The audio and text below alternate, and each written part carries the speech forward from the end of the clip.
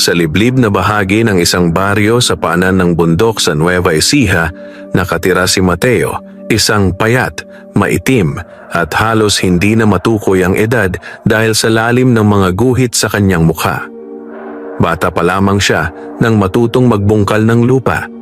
Minana niya ang maliit na lupang sinasaka mula sa kanyang ama, ngunit tila minana rin niya ang malas at kahirapan na matagal nang nakadikit sa kanilang apelido. Tuwing madaling araw, bago pa man sumilip ang araw, gising na si Mateo. Tahimik niyang iniiwan ang kanyang maliit na kubo na gawa sa pinagtagpi-tagping kawayan at yero. Ang kanyang asawa na si Lina at ang dalawa nilang anak ay kadalasang tulog pa, magkakatabing nakahiga sa manipis na banig. Bitbit ang kanyang lumang asarol at bayong, naglalakad siya sa maputik na pilapil patungo sa kanyang palayan. Sa bawat hakbang, ramdam niya ang bigat ng responsibilidad sa kanyang balikat. Ilang taon nang hindi maganda ang ani, kung minsan ay binabaha ang palayan, kung minsan naman ay tinatamaan ng peste. Noong mga panahong iyon, ang laman ng kanilang hapag ay kadalasang lugaw na may asin o kaya'y tuyo na hinati-hati upang magkasya sa 4 na bibig. Ngunit sa kabila ng lahat, hindi kailanman narinig si Mateo na nagreklamo. Tahimik lamang siyang nagtitiis. Isang hapon, habang papalubog ang araw at ang langit ay kulay kahel, napansin ni Mateo ang kakaibang kaluskos sa gilid ng kanyang palayan. Unay inakala niyang ordinaryong daga lamang iyon, isa sa mga peste na sumisira sa kanyang pananim. Mahigpit niyang hinawakan ng hawakang kahoy ng kanyang asarol at dahan-dahang lumapit. Ngunit nang sumilip siya sa pagitan ng mga palay, napakunot ang kanyang noo. May isang maliit na daga na kakaiba ang anyo. Hindi ito tulad ng karaniwang dagang bukid. Ang balahibo nito ay tila may bahagyang kinang sa ilalim ng papalubog na araw. Ang mga mata nito ay hindi rin mapula tulad ng iba. Ito'y tila malinaw at parang may inuunawang mas malalim. Hindi gumalaw ang daga. Sa halip, tila nakatingin ito ng diretso kay Mateo. "Kung peste ka man," bulong ni Mateo sa sarili, "pasensya na." Mabilis niyang ibinaba ang lambat na dala niya at sa isang iglap ay nahuli ang maliit na nilalang. Nagpumiglas ang daga sa loob ng lambat, ngunit sandali lamang. Pagkaraan ng ilang segundo, bigla itong tumahimik. Napansin iyon ni Mateo. Karaniwan, ang mga dagang nahuhuli niya ay nagwawala hanggang sa mapagod. Ngunit ang isang ito, parang nag-iisip. Napailing siya. "Pagod lang siguro ako," naisip niya. Inilagay niya ang daga sa isang lumang kahon na ginagamit niya sa panghuli ng peste at dinala iyon pauwi. Hindi niya balak patayin agad. Naisip niyang ipakita muna ito sa kanyang mga anak na bihirang makakita ng kakaibang bagay. Pagdating sa kubo, nadatnan niyang nagsisiga si Lina sa labas. "Ano yang dala mo?" tanong nito.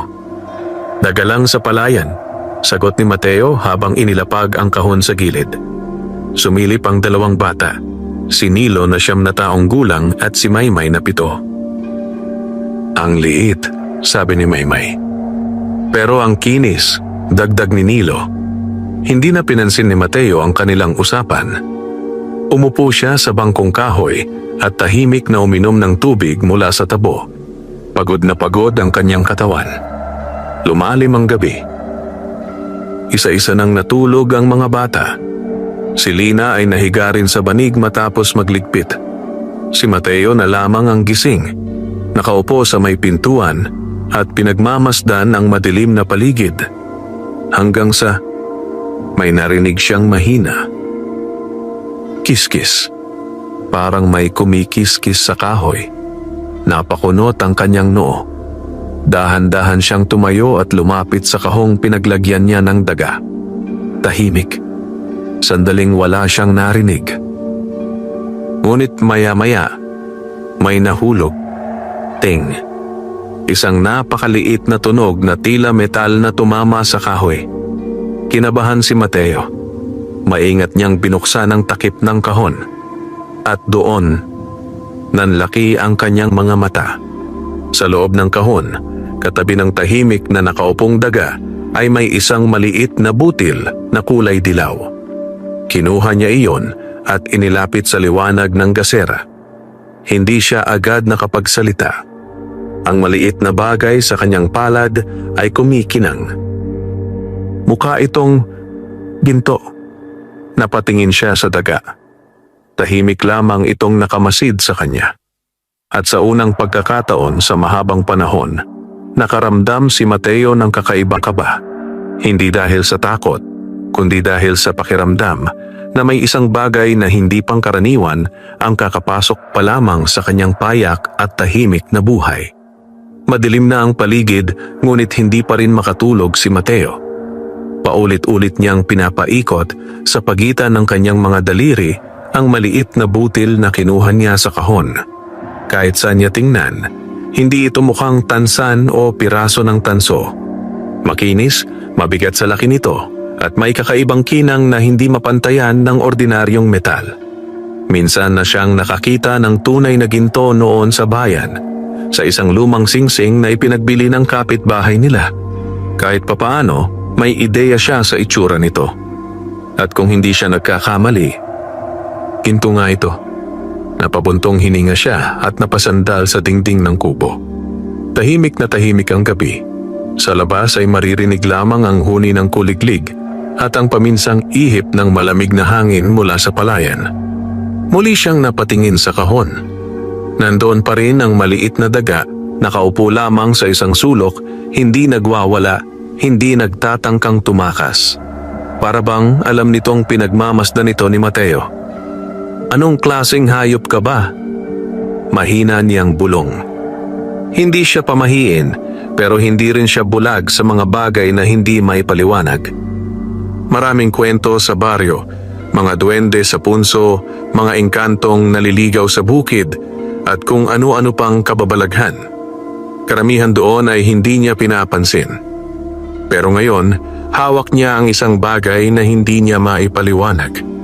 Lumipas ang ilang sandali bago niya naisip ang isang bagay. Dahan-dahan siyang tumayo at lumabas ng kubo. Kinuha niya ang lumang timbangan na ginagamit nila noon sa pagtitinda ng palay. Maingat niyang inilapag ang maliit na butil ng dilaw sa isang platito at tinimbang. Bahagyang bumaba ang timbangan.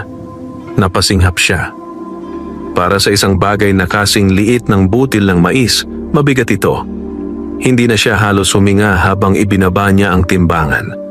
Pagbalik niya sa loob, nakaupo pa rin ang daga. At sa di niya inaasahan, tila kumilos ito. Hindi tumakbo. Hindi nagwala. Sa halip, dahan-dahan nitong itinukod ang dalawang paa sa harap at tila may inilabas mula sa bibig. May nahulog muli. Ting. Napaatras si Mateo. Muling may maliit na kumikislap na butil sa loob ng kahon. Nanlalamig ang kanyang mga kamay habang yumuko siya at kinuha iyon. Dalawa na. Parehong-pareho ang hitsura. Parehong mabigat. Parehong mukhang ginto. Hindi niya namalayang napaupo na siya sa sahig. Biglang bumilis ang tibok ng kanyang puso. Kung totoo ito, kung hindi ito panaginip, maaaring napahawak siya sa ulo. Hindi pa siya handang mag-isip ng malayo. Marami ng pagkakataon sa buhay niya na inakala niyang may magandang darating, pero palaging nauuwi sa wala. Ayaw niyang umasa agad. Maingat niyang isinara muli ang kahon. Bukas, bulong niya sa sarili. Bukas ko malalaman ang totoo. Kinabukasan, mas maaga pa sa karaniwan ang gising ni Mateo. Halos hindi siya nakatulog. Ang dalawang maliit na butil ng dilaw ay nakabalot sa lumang panyo at nakatago sa loob ng bulsa ng kanyang kupas na polo. Hindi niya muna sinabi kay Lina ang lahat. Ayaw niyang magbigay ng pag-asa kung hindi pa siya sigurado. Matapos ang mabilis na almusal na lugaw, nagpaalam siya. Pupunta lang ako sa bayan, sabi niya. May bibilhin ka? Tanong ni Lina. May ipapatingin lang. Hindi na ito nag-usisa. Mahaba ang lakad papuntang sentro ng bayan. Halos 1 oras din ang nilakad ni Mateo sa ilalim ng maagang sikat ng araw. Sa bawat hakbang, pakiramdam niya ay mas bumibigat ang laman ng kanyang bulsa. Hindi dahil sa bigat ng ginto, kundi dahil sa bigat ng posibilidad. Pagdating niya sa maliit na pawn shop sa palengke, sandali siyang nag-atubili sa labas. Ilang beses na siyang dumaan dito, pero hindi pa siya kailanman pumasok. Ngayon, dahan-dahan niyang itinulak ang pinto. Lumapit siya sa matandang lalaki sa loob. Ano yon, iho? Tanong ng matanda. Tahimik na inilabas ni Mateo ang panyo at dahan-dahang binuksan. Ipinatong niya sa mesa ang 2 maliit na butil. Tahimik na kinuha iyon ng matanda at sinilip sa ilalim ng ilaw. Ilang segundo itong hindi nagsalita. Pagkatapos ay tumingin ito kay Mateo. At doon, bahagyang nanlaki ang mga mata ng matanda. Saan mo nakuha ito? Maingat itong tanong. Napalunok si Mateo. Sa bukid po. Matagal na katahimikan ang sumunod. Pagkatapos ay ibinaba ng matanda ang lente at nagsalita ng mabagal. Iho, kung hindi ako nagkakamali. Huminto ito sandali. Purong ginto ito. Parang may umalingaw-ngaw sa loob ng dibdib ni Mateo. Hindi siya agad nakapagsalita. Nakatingin lamang siya sa 2 maliit na butil na hawak pa rin ng matanda. Para bang baka maglaho ang mga iyon kapag kumurap siya. Sigurado po kayo? Paus niyang tanong. Tumango ang matanda. Muli nitong sinilip ang mga butil sa ilalim ng ilaw at bahagyang kinagat ang isa. Isang lumang gawi ng mga sanay sa ginto. Hindi ito peke, sabi nito. Mataas ang kalidad. Saan mo ulit nakuha? Napahigpit ang hawak ni Mateo sa kanyang sombrero. Sandaling nag-isip siya kung ano ang dapat sabihin. Napulot ko lang po sa palayan. Maingat niyang sagot. Hindi na nag-usisa ang matanda, ngunit halatang nagtataka ito.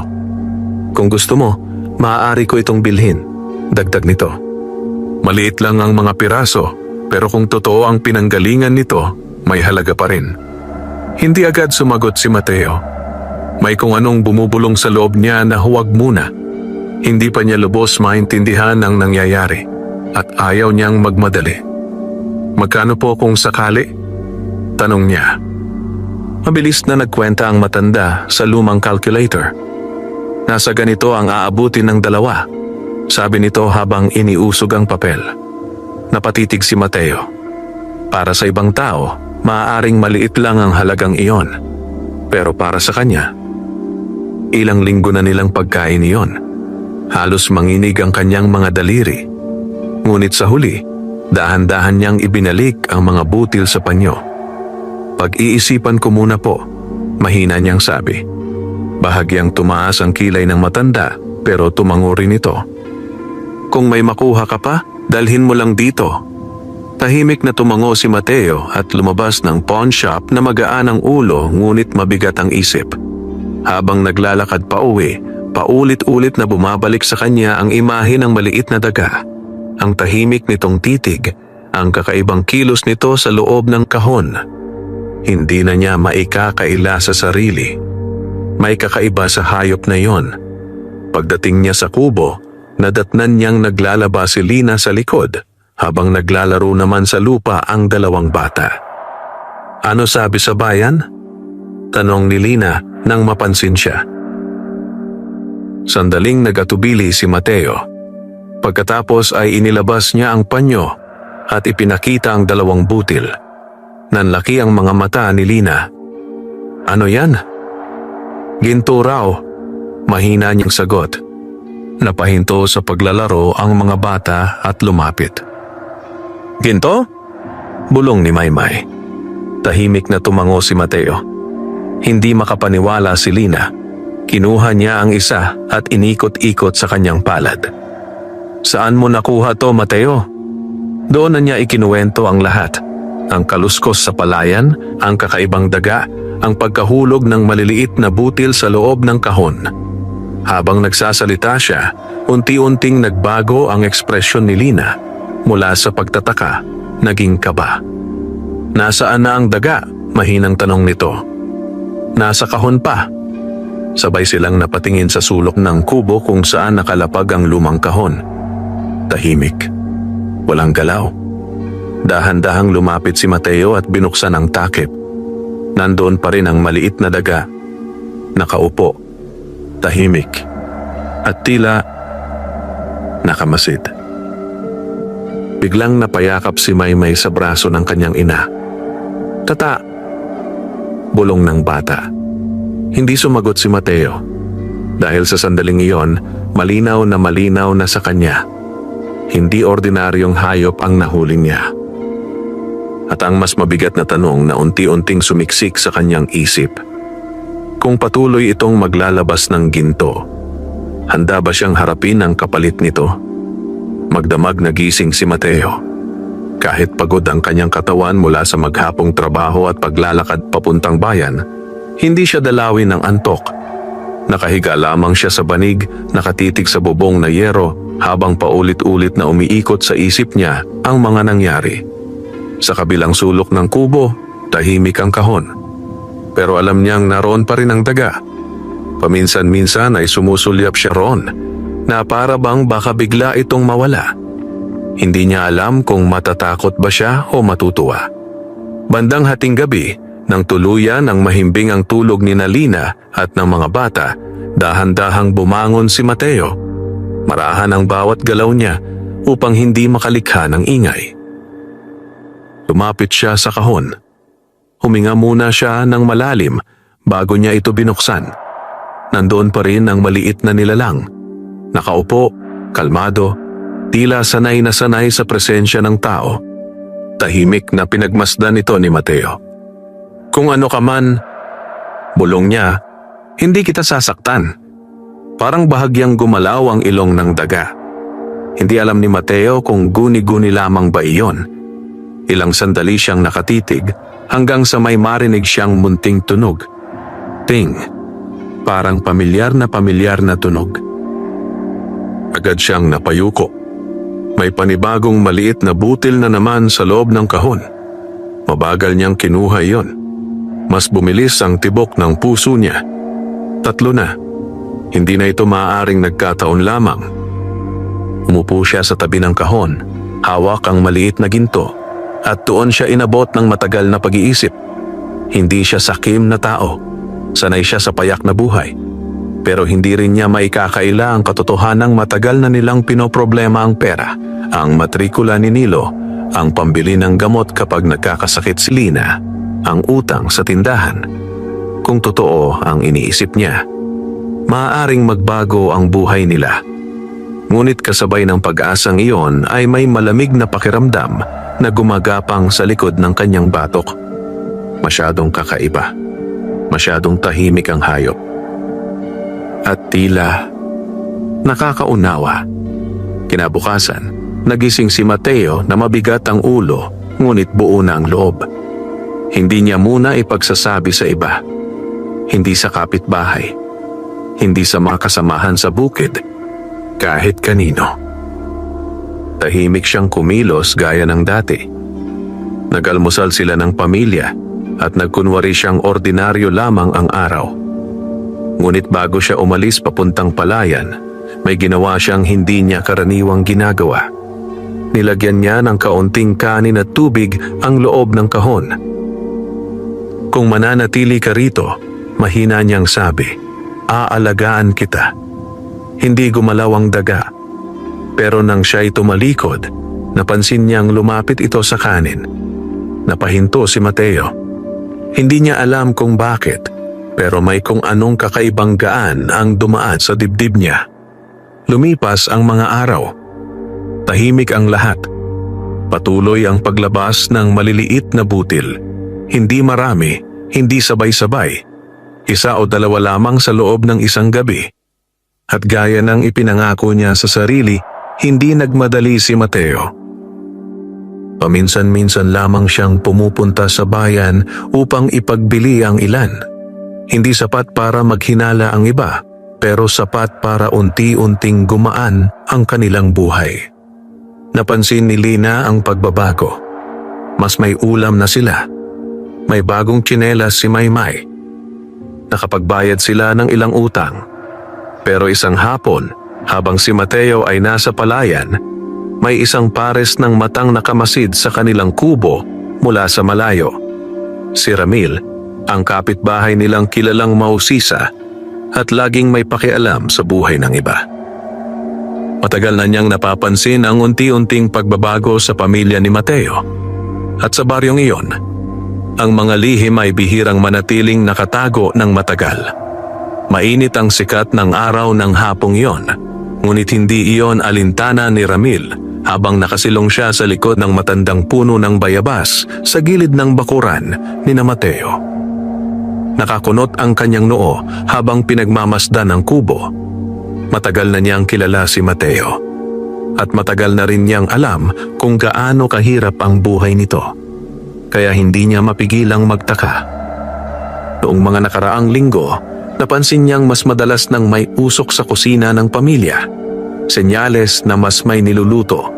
Nakita rin niyang may bagong tsinelas ang batang babae. At minsan pa'y may daladalang supot ng grocery si Lina mula sa bayan. Hindi iyon pangkaraniwan. Hindi para sa isang magsasakang halos kapos lagi sa ani. May kung anong nangyayari, bulong ni Ramil sa sarili. Hindi siya masamang tao sa paningin ng iba, pero likas sa kanya ang pagiging mapag-usisa. At kung minsan, nauuwi iyon sa inggit. Kinahapunan, habang pauwi si Mateo mula sa palayan, nadatnan niya si Ramil na nakaupo sa bangkong kawayan sa labas ng kanilang bakuran. Bahagyang napahinto si Mateo. "Magandang hapon," bati ni Ramil, pilit na nakangiti. "Magandang hapon din," sagot ni Mateo, kalmado ngunit nag-iingat. "Napadaan lang ako. Parang matagal na kitang hindi nakakausap." Tumango si Mateo at inilapag ang asarol sa tabi ng pinto. Maraming trabaho sa bukid. Sandaling katahimikan ang namagitan sa kanila. Pinagmasdan ni Ramil ang paligid, ang kubo, ang maliit na bakuran at ang nakasabit na bagong timba malapit sa poso. "Parang gumagaan na ang buhay ninyo pahaging nito." Hindi agad sumagot si Mateo. Sanay siya sa ganitong tono. Ganun pa rin, maikli niyang tugon. Ngumiti si Ramil pero hindi umabot sa mga mata nito. "Talaga ba? Akala ko may bagong pagkakakitaan ka." Ramdam ni Mateo ang bahagyang pag-init ng kanyang batok. "Wala naman," sabi niya, payak ang boses. Muling tumahimik si Ramil.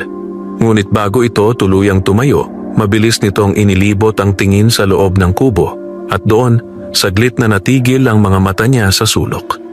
Sa lumang kahon. Hindi niya alam kung bakit, pero may kung anong kakaibang pakiramdam ang dumaan sa kanya.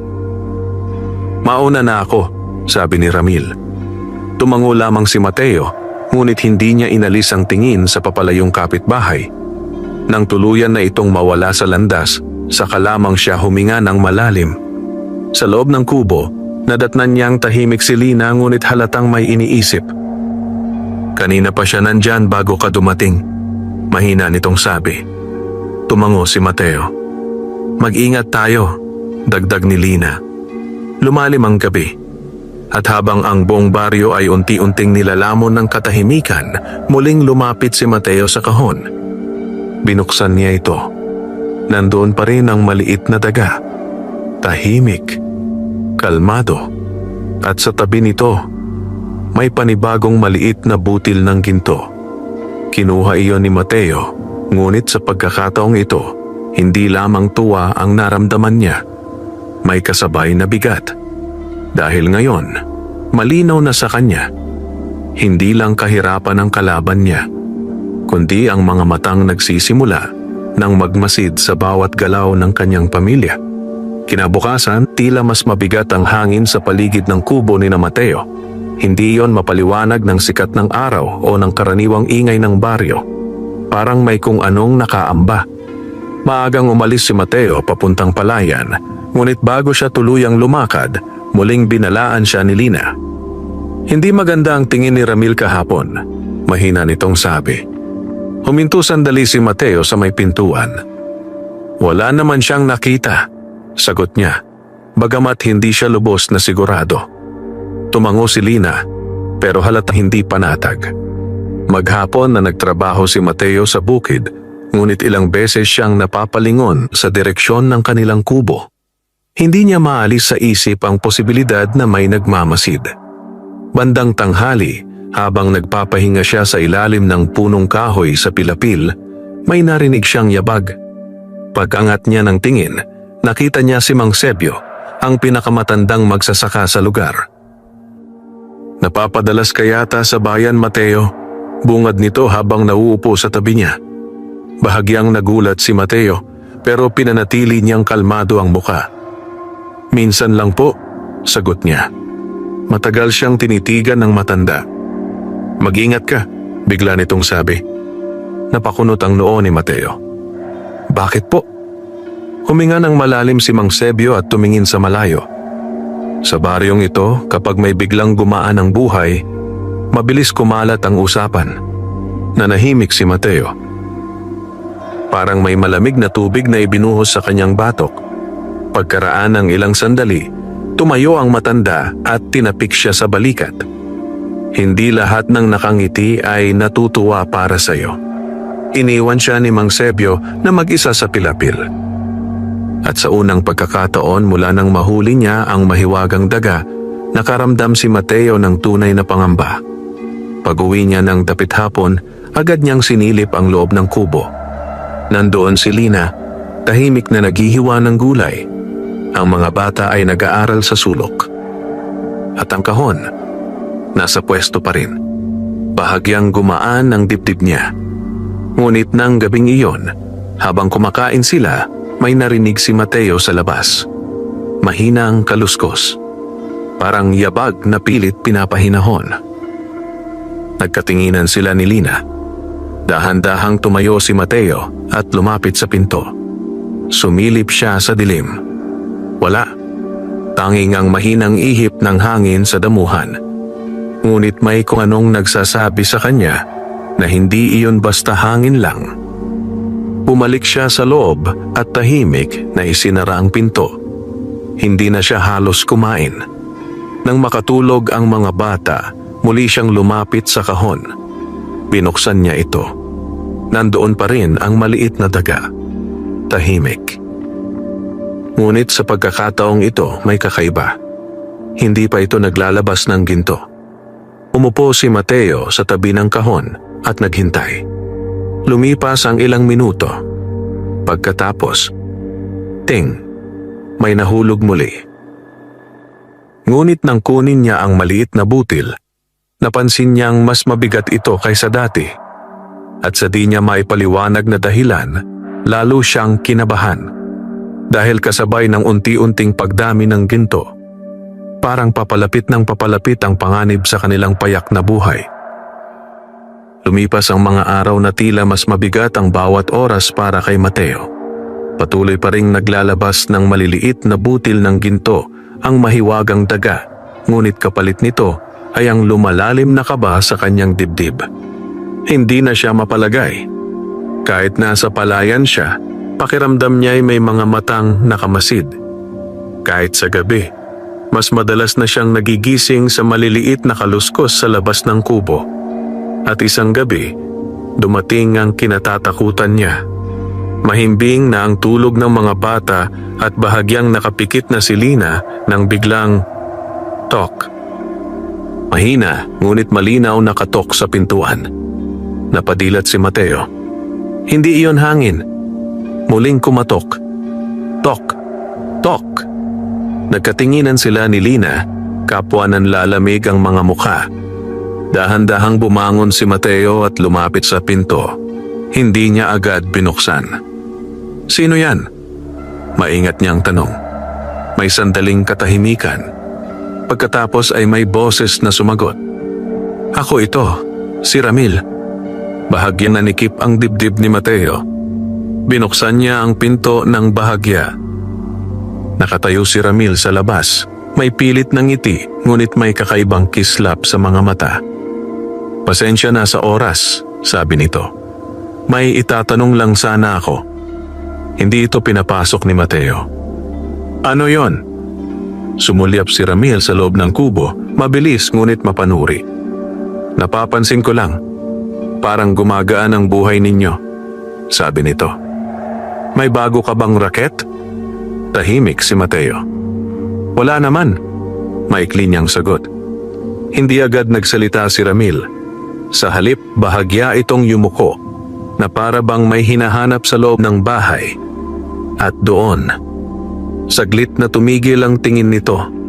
Sa sulok, sa lumang kahon, napansin iyon ni Mateo. Bahagya siyang humarang sa may pintuan. "May kailangan ka pa ba?" Malamig na niyang tanong.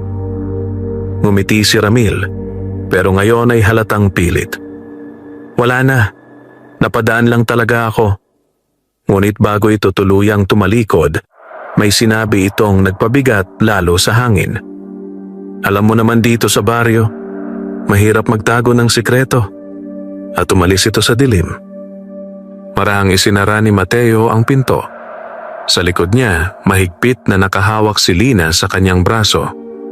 "Mateo," mahina nitong bulong. Hindi siya agad sumagot. Lumapit siya sa kahon at binuksan iyon.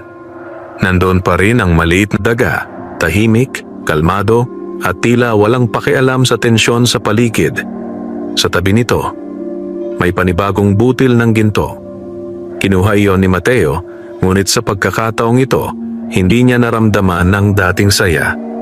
Sa halip, malinaw na sa kanya ang isang bagay.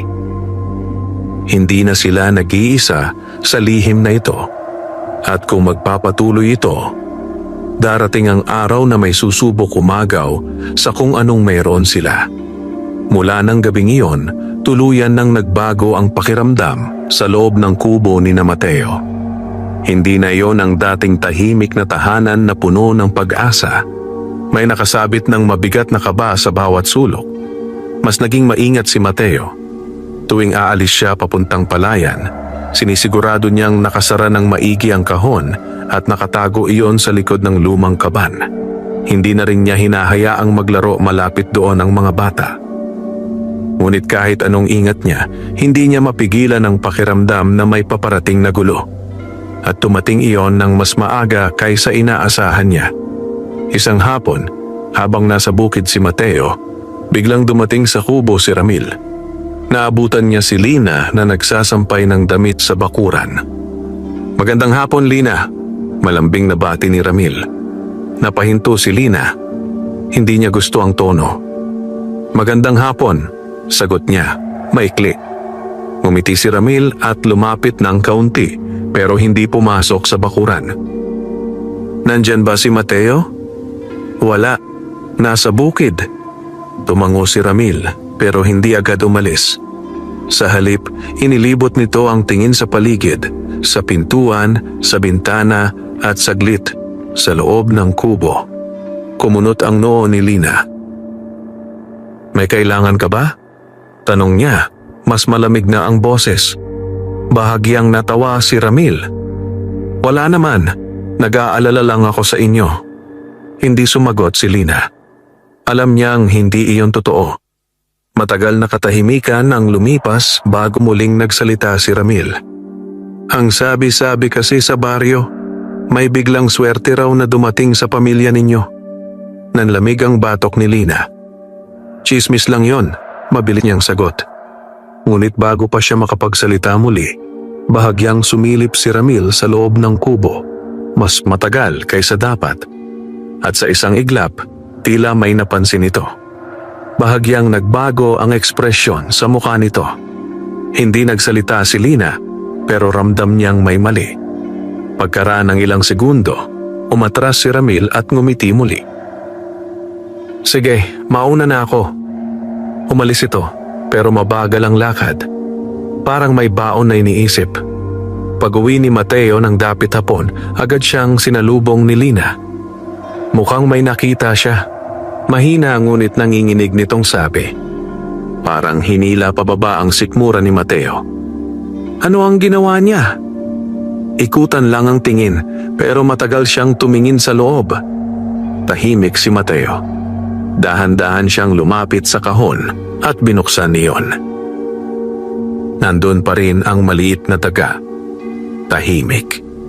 Ngunit sa pagkakataong ito, hindi niya iyon tinitigan ng may pag-asa, kundi may mabigat na desisyon na unti-unting nabubuo sa isip niya. Huminga siya ng malalim. Lina, mahina niyang sabi. Napatingin ang asawa. Kailangan na nating maghanda. Hindi na nagtanong si Lina dahil pareho na nilang nararamdaman. Ang lihim na minsang nagbigay ng pag-asa sa kanilang pamilya ay siya ring maaaring magdala ng kapahamakan. Kinagabihan, halos walang nagsalita sa loob ng kubo. Tahimik na kumain ang pamilya, ngunit ramdam sa bawat galaw ang bigat ng iniisip. Kahit ang mga bata ay tila nakahalata na may hindi pangkaraniwang nangyayari.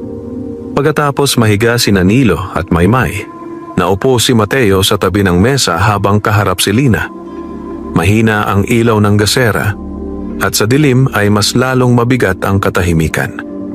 Kailangan natin ng plano, mahinang sabi ni Mateo. Tumango si Lina. Ano ang iniisip mo?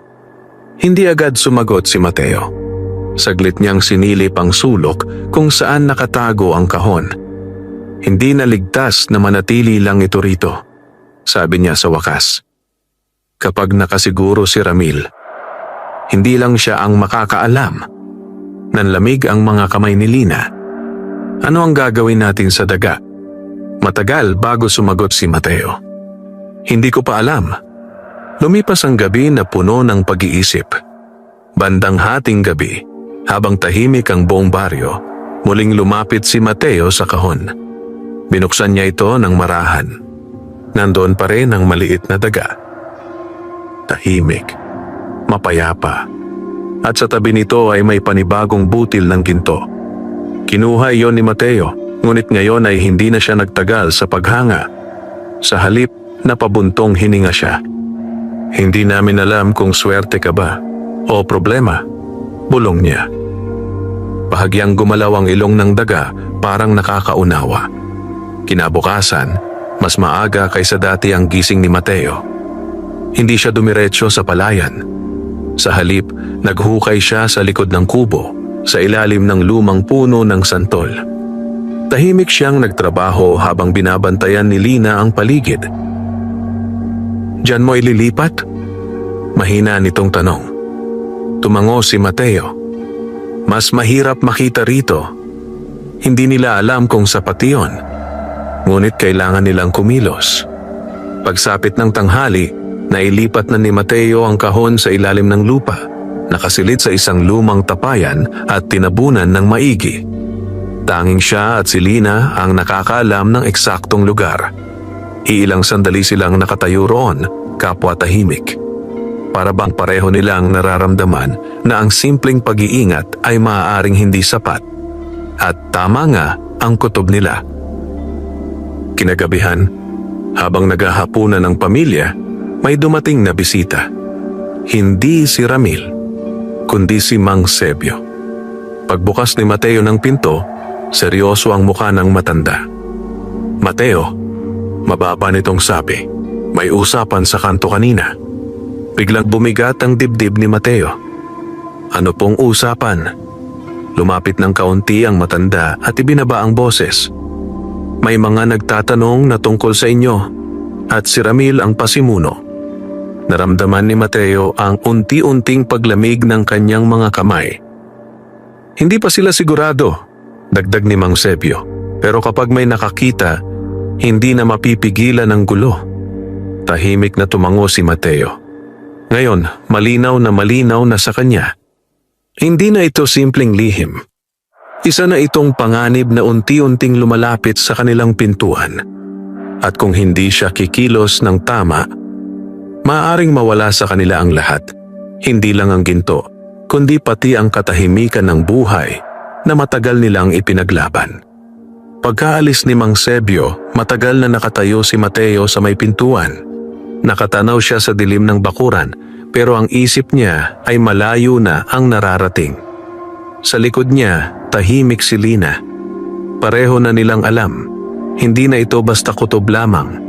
May gumagalaw na laban sa kanila. Mateo, mahinang tawag ni Lina. Hindi agad siya lumingon. Kailangan na ba talaga nating umalis? Dagdag nito. Doon lamang siya napapikit ng mariin. Umalis. Matagal na niyang iniiwasan ang ideyang iyon. Ang lupang ito ang tanging naiwan sa kanya ng kanyang ama. Dito lumaki ang mga bata. Dito nila binuno ang bawat hirap. Pero ngayon, parang unti-unti silang itinutulak palabas. Hindi pa, sagot niya sa wakas, bagamat hindi buo ang loob niya. Pero kailangan na nating maging handa. Lumalim ang gabi. Nang makatulog ang lahat, muling lumabas si Mateo sa likod ng kubo. Bitbit niya ang maliit na pala. Tahimik niyang hinukay ang lupa sa ilalim ng puno ng santol.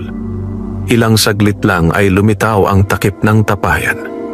Maingat niya itong binuksan. Sa loob, nandoon ang kahon. At sa loob ng kahon, ang maliit na daga, buhay, tahimik, at tila naghihintay. Napabuntong hininga si Mateo. Pasensya ka na kung kailangan kitang ilipat, bulong niya. Hindi niya alam kung bakit, pero may kakaibang awa siyang nararamdaman sa nilalang. Hindi ito humihingi. Hindi ito nagwawala. Tahimik lamang itong nagbibigay. At sa sandaling iyon, may isang bagay na napagtanto si Mateo. Hindi niya maaaring hayaan na maging dahilan ng kapahamakan ng daga, para sa kanila o para sa hayop. Maingat niyang isinara muli ang kahon. Ngunit bago niya maibalik ang takip ng tapayan, may narinig siya. Mahinang yabag. Sa gawing bakuran. Biglang kumabog ang dibdib niya. Dahan-dahan siyang tumayo at sumilip sa dilim. May aninong mabilis na umurong sa likod ng punong bayabas. Nanlalamig ang mga daliri ni Mateo. Hindi na ito kutob lang. May nagmamasid na talaga. Mabilis niyang ibinalik ang tapayan sa lupa at tinabunan niyon. Pagkatapos ay tumayo siya ng tuwid, kunwari kalmado. Lumakas ang boses niya, sinadyang iparinig. Sino yan? Tahimik. Walang sumagot. Tanging hangin lang ang gumalaw sa damuhan. Ngunit alam na alam ni Mateo, hindi hangin iyon. Dahan-dahan siyang bumalik sa loob ng kubo. Mahigpit na niyang isinara ang pinto. At sa gabing iyon, habang nakahiga siya sa tabi ng kanyang pamilya, malinaw na ang susunod niyang hakbang. Kung mananatili sila rito, kailangan niyang maunahan ang sinumang nagbabalak. Dahil ang lihim na minsang nagdala ng pag-asa sa kanila, ay tuluyan ng nakatawag ng pansin na maaaring magbago sa takbo ng kanilang buhay. Hindi na muling nakatulog si Mateo ng gabing iyon. Nakaupo lamang siya sa gilid ng banig habang pinagmamasdan ang mahimbing na tulog ng kanyang pamilya. Sa bawat paghinga ni Lina at ng mga bata, lalo niyang nararamdaman ang bigat ng responsibilidad sa kanyang dibdib. Hindi na pwedeng maghintay. Pagsapit ng madaling araw, bago pa sumikat ang araw, ginising niya si Lina. Lina, mahina niyang tawag. Napadilat ang asawa. Isang tingin pa lang sa mukha ni Mateo ay alam na nitong may mabigat na desisyon. Anong gagawin natin? Bulong nito. Huminga ng malalim si Mateo. Ililipat natin siya. Mas malayo. Sandaling natahimik si Lina. Saan? Sa lumang kamalig sa dulo ng sapa, sagot niya. Halos wala nang pumupunta ron. Nag-isip sandali si Lina, pagkatapos ay tumango. Mas mabuting kumilos habang maaga. Tahimik nilang inayos ang lahat. Hindi nila ginising ang mga bata. Binalot ni Mateo ang kahon sa lumang sako at maingat itong kinuha mula sa ilalim ng lupa. Sa loob, kalmado pa rin ang maliit na daga. Parang walang kamalay-malay sa gulong, unti-unting umiikot sa paligid nito. Mabilis, ngunit maingat na naglakad si Mateo sa makitid na daan papunta sa sapa. Maputik ang lupa at malamig ang hangin ng umaga. Ngunit sa kalagitnaan ng kanyang paglalakad, may narinig siyang yabag sa likod. Bigla siyang napahinto. Hindi iyon imahinasyon. May sumusunod. Mabagal niyang inikot ang ulo. Wala. Tanging hamog at manipis na usok ng umaga. Ngunit sanay ang pakiramdam ni Mateo sa bukid. Alam niya kapag may ibang tao sa paligid. Mas hinigpitan niya ang hawak sa sako at binilisan ng lakad. Ilang minuto pa narating niya ang lumang kamalig, isang halos gumuho ng kubong kahoy sa tabi ng sapa. Matagal na itong hindi ginagamit at natatakpan na ng damo ang paligid. Maingat niyang inilagay ang kahon sa loob sa ilalim ng lumang mesa. "Dito ka muna," bulong niya. Tahimik ang daga, ngunit bago siya tuluyang tumayo, may kaluskos sa labas. Mas malapit na. Biglang bumilis ang tibok ng puso ni Mateo. Dahan-dahan siyang lumapit sa siwang ng dingding at sumilip. At doon, nanigas siya sa di kalayuan, sa likod ng mga talahib. May nakatayong anino ng tao. At kahit malabo sa hamog ng umaga, kilalang kilala niya ang tindig, si Ramil. At sa unang pagkakataon mula nang magsimula ang lahat, malinaw na kay Mateo. Hindi na lang ito hinala. Hinahanap na talaga sila. Parang biglang natuyo ang lalamunan ni Mateo. Hindi siya gumalaw. Hindi siya huminga ng malalim. Sa siwang ng lumang kamalig, malinaw niyang nakikita si Ramil na nakatayo sa gilid ng talahiban. Paikot-ikot ang tingin na para bang may hinahanap. Sandaling naglaro sa isip ni Mateo ang posibilidad na tumakbo. Pero agad niya yung itinulak palayo. Kung tatakbo siya ngayon, lalo lang titibay ang hinala. Kaya pinilit niyang kumalma. Maingat siyang lumabas ng kamalig, kunwari bagong dating lamang. "Ramil?" Tawag niya. Pilit na normal ang boses. Bahagyang nagulat ang lalaki, ngunit mabilis ding nakabawi. "Ah, Mateo," sagot ito. May pilit ng ngiti. "Maaga ka rin pala rito." Tumango si Mateo at bahagyang iniunat ang likod, kunwari napagod sa lakad. "May tinitingnan lang sa sapa," sabi niya. Hindi agad sumagot si Ramil. Nakatingin ito sa kamalig, pagkatapos ay bumalik ang tingin kay Mateo. "Talaga?" Mabagal nitong tanong. Tumango lang si Mateo. Ilang segundo silang nagtitigan. Ramdam ni Mateo ang bigat ng mga mata ni Ramil. Mapanuri, naguhukay, parang sinusukat kung nagsasabi ba siya ng totoo. Ngunit sa huli, bahagyang tumawa si Ramil. "Napapadalas ka sa bahaging ito, sabi nito. "Mas tahimik dito," sagot ni Mateo. Muling natahimik ang paligid. Hanggang sa napansin ni Mateo, unti-unting lumalapit ang tingin ni Ramil sa pintuan ng kamalig. Isang maling galaw lang. At maaaring matapos ang lahat. Kaya bago pa ito makapagsalita muli, nauna na si Mateo. "May kailangan ka ba?" Diretsong tanong niya. Saglit na napahinto si Ramil. Pagkatapos ay umiling ito. "Wala naman, naglalakad-lakad lang." Ngunit kahit nakangiti, hindi maitatanggi ang kislap ng pagdududa sa mga mata nito. Maya-maya, tumalikod na rin si Ramil. "Sige, mauna na ako," sabi nito. Ngunit bago ito tuluyang mawala sa talahiban, lumingon pa ito minsan, diretso sa kamalig. Naiwan si Mateo na nakatayo sa umagang malamig. Hindi siya gumalaw hanggat hindi tuluyang nawala si Ramil sa paningin. Saka lamang siya napahugot ng mahabang hininga. Mabilis siyang bumalik sa loob ng kamalig. Nandoon pa rin ang kahon. Nandoon pa rin ang maliit na daga, tahimik, kalmado, at tila walang pakialam sa tensyong bumabalot sa paligid. Ngunit sa tabi nito, May panibagong butil ng ginto. Kinuha iyon ni Mateo, ngunit ngayon ay mas mabigat na ang pakiramdam kaysa sa mismong ginto sa kanyang palad. Dahil malinaw na sa kanya ang susunod na mangyayari. Hindi titigil si Ramil, at kung magpapatuloy ito, darating ang sandaling mapipilitan si Mateo na pumili. Sa pagitan ng mahiwagang swerte at ng katahimikan ng buhay ng kanyang pamilya. Maghapong mabigat ang pakiramdam ni Mateo. Kahit bumalik siya sa palayan upang ipagpatuloy ang gawain, hindi siya mapirmi.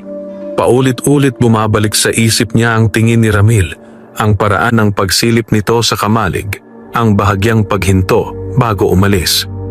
Hindi pa tapos iyon. Ramdam niya. Pag-uwi niya ng dapit hapon, nadatnan niyang tahimik ang kubo. Nakaupo si Lina sa may pintuan, hawak ang kamay ni Maymay habang nag-aaral naman si Nilo sa sulok. Isang tingin pa lang sa mukha ni Mateo ay alam na ni Lina. Nakita mo siya, mahina nitong sabi. Tumango si Mateo. Sinundan niya ako. Nanlamig ang mukha ni Lina. Sigurado ka? Oo. Tahimik na napaupo si Lina. Ilang sandaling walang nagsalita. Hanggang sa mabasag ang katahimikan sa mahinang tinig ni Mateo. Hindi na tayo pwedeng magtagal. Napatingin sa kanya si Lina. Hindi ito tanong. Alam na niya ang ibig sabihin. Lumalim ang gabi habang pinag-uusapan nila ang susunod na hakbang. Hindi nila maaaring iwan ang bukid agad. Wala silang sapat na ipon at tiyak na mapapansin iyon ng buong baryo. Pero hindi rin sila maaaring manatiling kampante. Bandang hating gabi, muling bumalik si Mateo sa kamalig upang silipin ang daga. Tahimik ang paligid. Walang yabag. Walang anino. Ngunit sanay na siyang mag-ingat. Pagpasok niya sa loob, agad niyang binuksan ang kahon. Nandoon pa rin ang maliit na nilalang. Tahimik. Ngunit nang ilapit niya ang gaserang dala, napakunot ang noo ni Mateo. Mas marami ang ginto ngayon. Hindi na isa, hindi dalawa, kundi 5. Magkakatabing kumikislap sa ilalim ng mahinang ilaw. Nanlaki ang kanyang mga mata. Hindi pa kailanman ganito karami sa isang gabi. Parang may kung anong nagbago. Dahan-dahan siyang napaupo sa harap ng kahon. Bakit ngayon? Bulong niya. Bahagyang gumalaw ang ilong ng daga.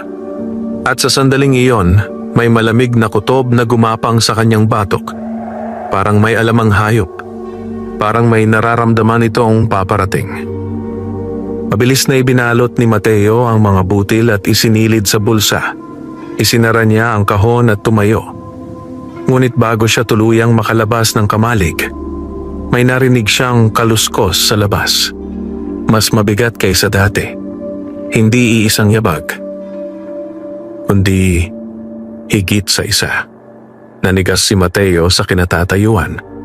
Unti-unti siyang lumapit sa siwang ng dingding at sumilip. At doon, tuluyan nang bumigat ang kanyang dibdib. Sa gilid ng talahiban, hindi lang si Ramil ang naroon. May kasama na ito. At pareho silang nakatingin sa direksyon ng kamalig. Parang may kumuyom sa dibdib ni Mateo. Hindi na ito basta hinala. Hinahanap na talaga nila. Mula sa siwang ng kamalig, malinaw niyang nakita ang 2 anino. Si Ramil at isa pang lalaki na hindi niya agad nakilala dahil sa dilim. May hawak itong flashlight na paminsan-minsang tinatapat sa lupa. Parang may sinusundan. Nanlalamig ang mga palad ni Mateo. Kung lalabas siya ngayon, siguradong mapapansin nila ang kaba niya. Kung mananatili naman siya sa loob, maaaring silipin nila ang kamalig.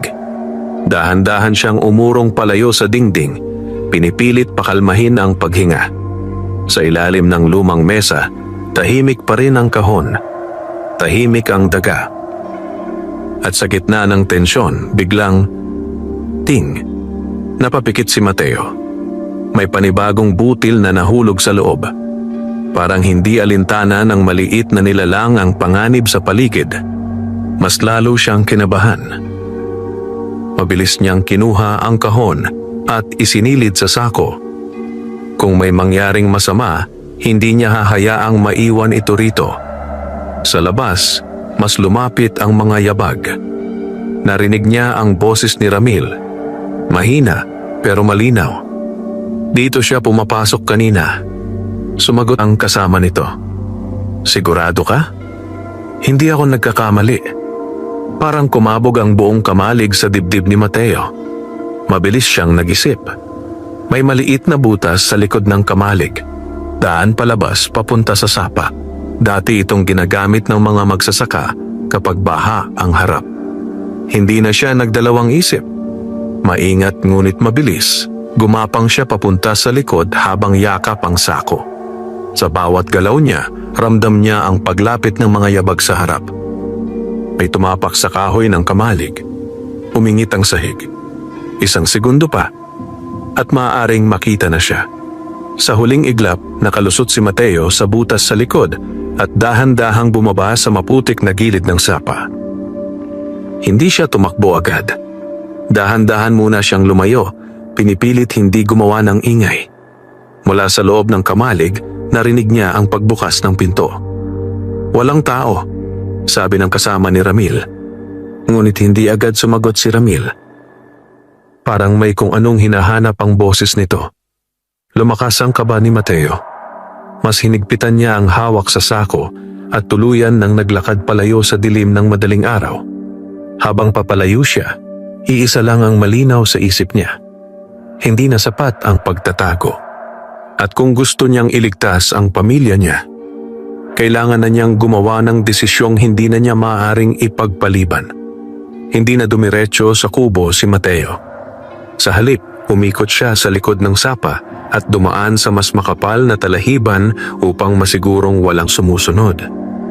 Mabagal ngunit tuloy-tuloy ang kanyang hakbang, yakap ang sako na tila mas bumibigat sa bawat minuto. Ngayon ay sigurado na siya. Hindi na lihim ang lihim nila. Pagdating niya sa likod ng kanilang bakuran, saka lamang siya huminto. Tahimik niyang sinipat ang paligid bago marahang pumasok sa kubo. Nagulat si Lina nang makita siya. Mateo, bakit galing ka sa likod? Pabulong nitong tanong. Ibinaba niya ang sako sa mesa. Nandun sila. Mahina ngunit mariin niyang sabi. Pinuntahan nila ang kamalig. Parang nawalan ng kulay ang mukha ni Lina. May nakita ba sila?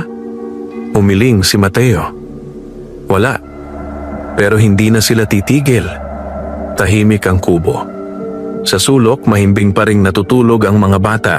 Walang kamalay-malay sa panganib na unti-unting lumalapit.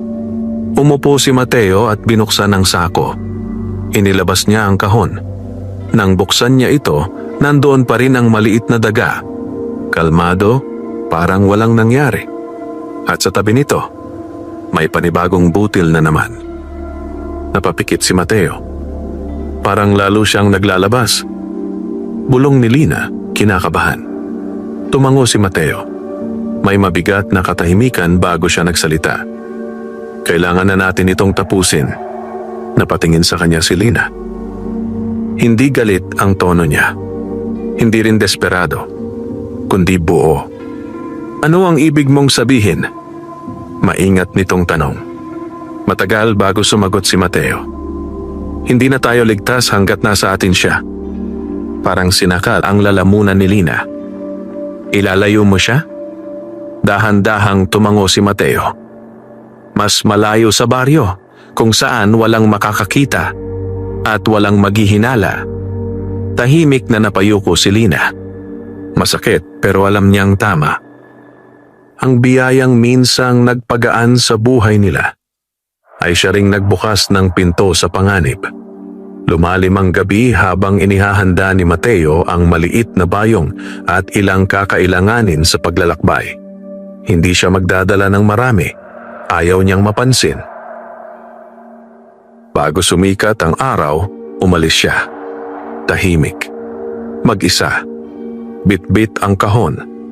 Habang naglalakad siya palayo sa baryo, unti-unting nagliliwanag ang silangan. Mahaba ang landas papunta sa kabundukan sa kabilang dulo ng Sapa, isang lugar na bihira ng puntahan ng mga tao. Habang papalayo siya, may isang bagay na malinaw sa isip niya. Hindi niya hawak ang swerte. At kung minsan, ang tunay na tapang ay ang marunong bumitaw. Sa loob ng kahon, tahimik ang maliit na daga. At sa unang pagkakataon, mula nang magsimula ang lahat, hindi na ginto ang iniisip ni Mateo, kundi ang kapayapaan ng buhay na nais niyang ibalik sa kanyang pamilya. Mahaba at tahimik ang paglalakad ni Mateo paakyat sa kabundukan. Ang hamog ng umaga ay unti-unting naglalaho habang sumisilip ang araw sa pagitan ng mga puno. Bawat hakbang niya ay may kasamang bigat, hindi lamang sa bayong na bitbit niya, kundi sa desisyong tuluyan na niyang pinaninindigan. Hindi siya lumilingon. Ayaw niyang manghina ang loob. Pagkaraan ng halos 1 oras na paglalakad, narating niya ang isang bahagi ng gubat na bihira ng puntahan ng tao. May maliit na batis doon, malinaw ang tubig at napapalibutan ng matatandang puno. Tahimik, malayo sa baryo, malayo sa mapanuring mga mata. Huminto si Mateo. Dahan-dahan niyang inilapag ang bayong sa isang patag na bato. Matagal siyang nakatayo roon bago niya binuksan ang kahon. Nandoon pa rin ang maliit na daga. Tahimik. Hindi nagwawala. Hindi natatakot. Para bang matagal na nitong alam na darating ang sandaling ito. Napabuntong hininga si Mateo. Pasensya ka na, mahina niyang sabi. Hindi ka namin kayang itago habang buhay. Maingat niyang ibinaba ang kahon sa lupa at binuksan ng tuluyan ang takip. Ilang segundo, walang nangyari. Nakaupo lamang ang daga. Pagkatapos, dahan-dahan itong lumabas. Hindi ito tumakbo agad. Sa halip, huminto ito sandali sa harap ni Mateo. At sa hindi niya maipaliwanag na dahilan, parang may kung anong gumaan sa dibdib niya. Parang may tahimik na paalam na naganap sa pagitan nila.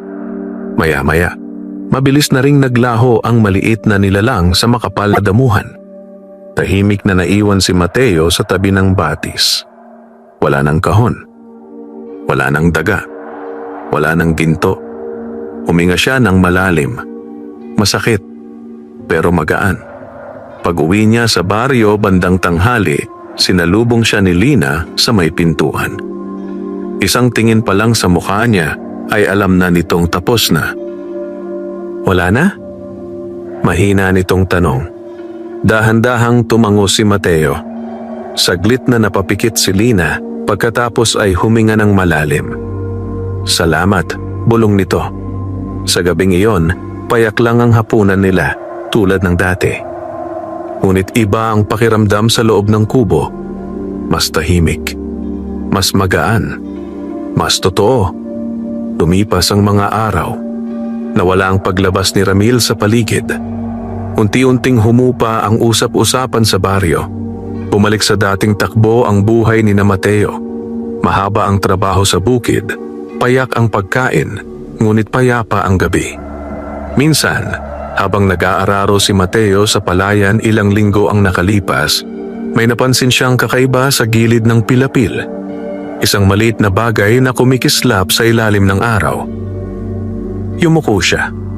At doon, may nakita siyang isang napakaliit na butil ng ginto nakahimlay sa lupa. Hindi siya agad gumalaw. Sa halip, napangiti lang siya ng bahagya. Hindi na siya yumuko upang pulutin iyon. Sa halip, tumuwid siya, hinigpitan ang hawak sa araro at ipinagpatuloy ang paglakad sa pilapil. Bit-bit ang isang aral na mas mahalaga kaysa anumang ginto. Na ang tunay na yaman ay ang katahimikan ng buhay na walang kinatatakutan. At sa payapang baryo sa paanan ng bundok, nagpatuloy ang simpleng pamumuhay ng magsasakang marunong pumili ng sapat kaysa sa labis. Lumipas ang mga buwan. Unti-unting bumalik sa dating anyo ang buhay ni Mateo. Payak, mahirap, pero tahimik.